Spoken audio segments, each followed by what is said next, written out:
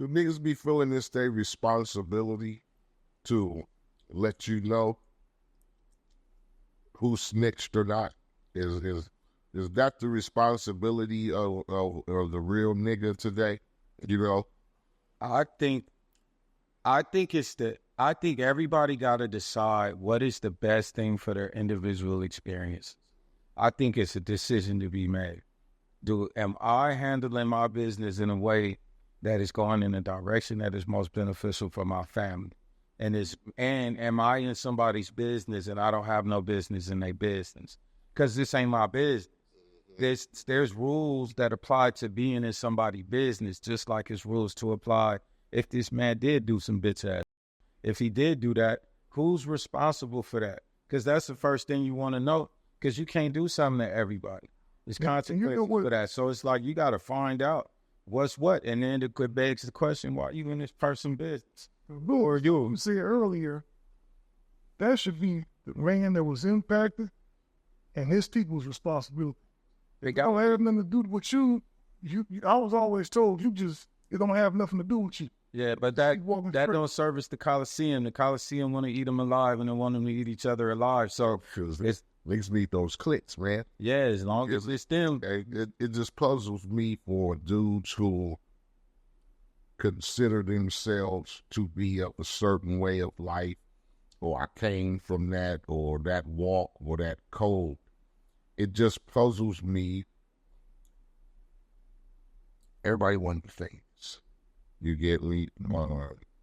The codes of the shit I learned is like forgotten about today, because you got dudes who feel like it's my business to let you know that so-and-so told on a nigga 20 years ago, or so-and-so told on a nigga 15 years ago. Or it's my business to let you know that. It just puzzles me, because I thought that being from, and it could be wrong because of the time and the era of what today is, because of what all this shit is. You getting lights, camera, action. And niggas want to get paid. You get me?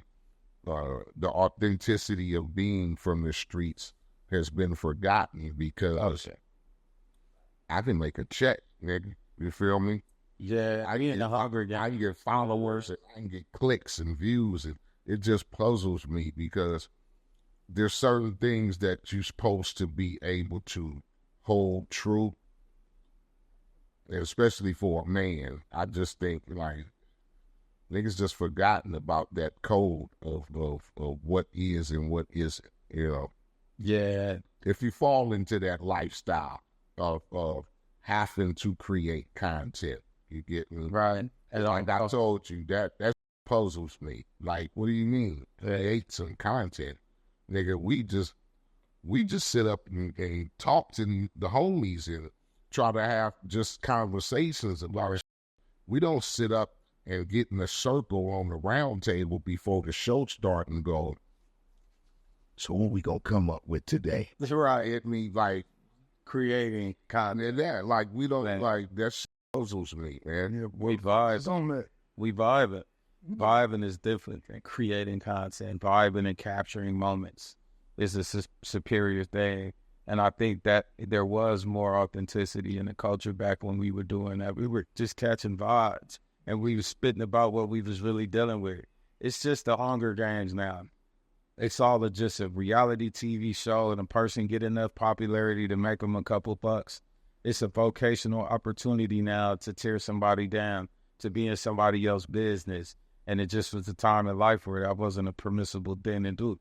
Everybody comes, used to come. And this is a problem, because motherfuckers is faking where they from. They faking their neighborhoods. They faking that they come from representing something. Like, I got a founding father from Guard Block here and my baby boys. So we got 3 generations of my neighborhood in this room. Yes. You know what I mean? You got motherfuckers that can't tell you a motherfucker 2 years older than them from their neighborhood. Who your big homie? You got a 25-year-old nigga telling my pointing at a nigga that's 28. Like, how long the did y'all exist? Who the is it be? Where you grow stay? We can't even find out where these niggas is from because they not from nothing. And so who can teach nothing to nothing? You know what I mean? It's just a bunch of fake-ass bullshit on some Hollywood shit. And I mean, that's okay, but they get carried away with it. Some of them, they get themselves clapped up and killed over them likes and clicks. Yeah, you know, there's a lot of shit I wanted to talk to you about. So I'm going to try to breeze through it a little bit.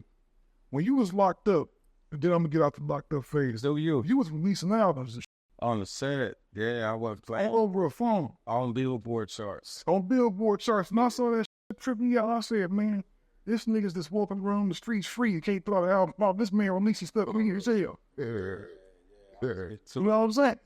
Niggas could end CDs away. I know I was in jail doing it, man. What possessed you to think that you was going to be able to get away with that stuff? Well, you did get away with it. Indeed, I did. I was possessed by, I lived that shit the same way that we talking about. The same way that kid that was in the projects, and I used to crawl out my window and go down the stairs and be down there with the homies. You know, that kid that just wanted the homie to pop his trunk on his 6'4". I remember Tiny from PJs used to come out there to the hood, and Donkey Kong from PJs, all them niggas, Wino from Grape Street. The niggas used to be out there in Sec, and we used to fuck with them niggas. And so I remember niggas that popped the trunk, and the homies from the block, everybody would be outside, and they'd be slapping Parliament, and niggas just to catch a vibe, and the homies is just spitting. It's all the niggas that could spit. And it would just be, you know, we got the hood raps. When you really from the streets and you really from some, like we got hood raps. And go, I'm like, nigga then rewrote the Gilligan's Island thing. You know what I mean? And nigga then we got all that type of shit when you have history.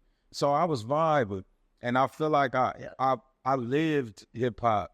Hip-hop was a part of the fabric. It was an attribute of my personality and just a part of the fabric of who I am as a human being.